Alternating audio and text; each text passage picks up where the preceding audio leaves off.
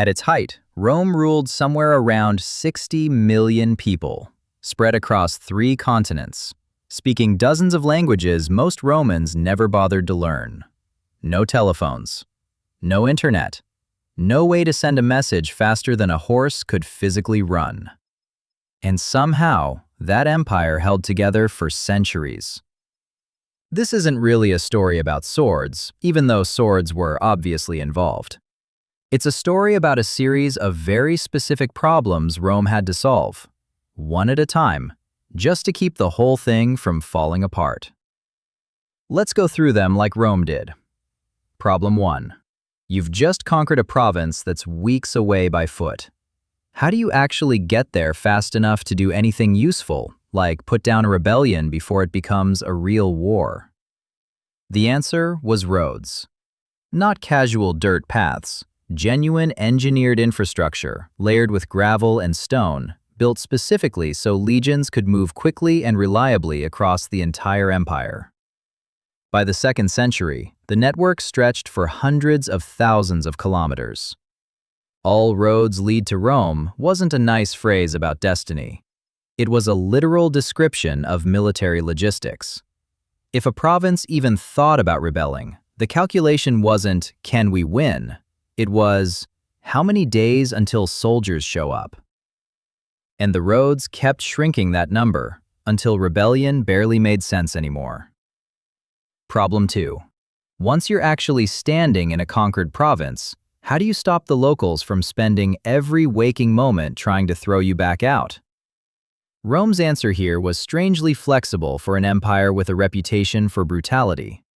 Conquered peoples generally got to keep their own customs, and often their own local laws, as long as taxes got paid and nobody started a war.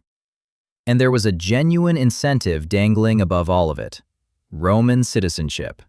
A real, legally meaningful status that gave you protections ordinary provincials didn't have. Rome handed it out to local elites who cooperated, to soldiers who served their time in the auxiliary forces, and eventually, in 212 AD, to nearly every free person in the empire at once.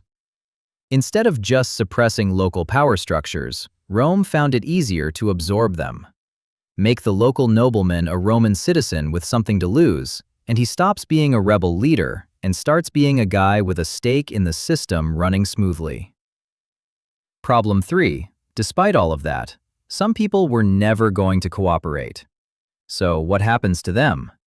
This is where Rome stopped being clever and started being deliberately terrifying.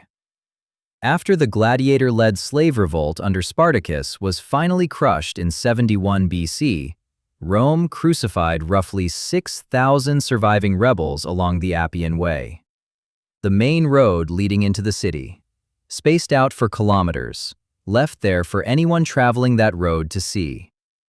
This wasn't really punishment in the normal sense. The men were already defeated. It was advertising. A long, deliberate visual message to absolutely everyone passing by. This is what happens if you try this.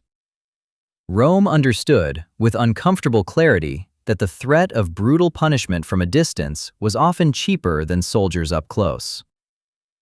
Problem 4.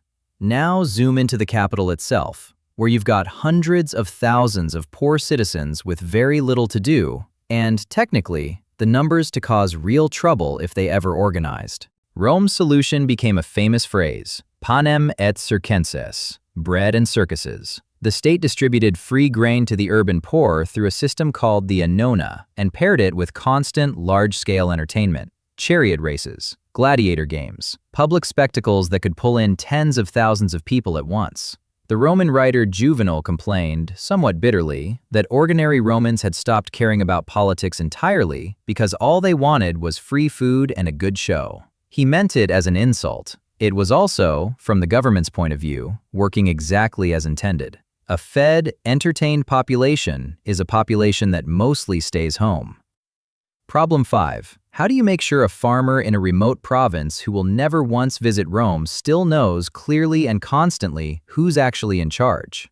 Coins. Every coin that changed hands across the empire carried the emperor's face, his name, his titles, and usually a small image celebrating some recent military victory or virtue he supposedly possessed. This was, in practical terms, the cheapest and most effective mass communication system available before printing existed. You didn't need to read, you just needed to buy bread, and the emperor's face was already in your hand.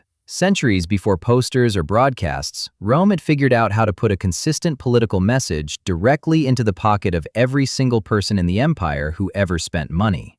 Problem 6, and arguably the trickiest one. How do you stop your own army, the only force in the empire actually capable of overthrowing you, from doing exactly that?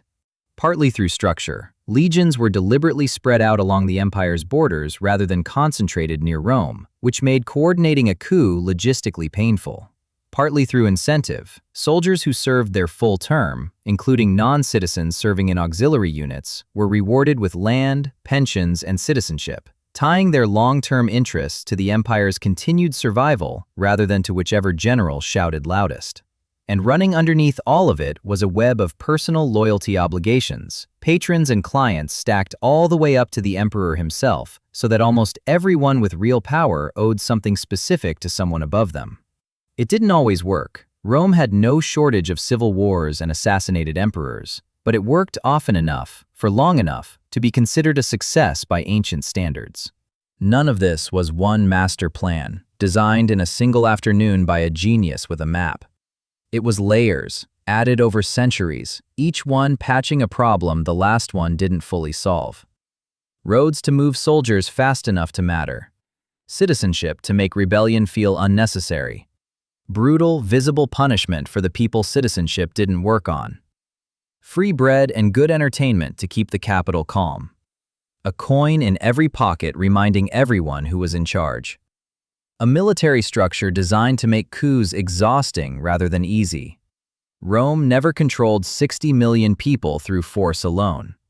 Force was just the backup plan for everyone the other 6 systems failed to convince.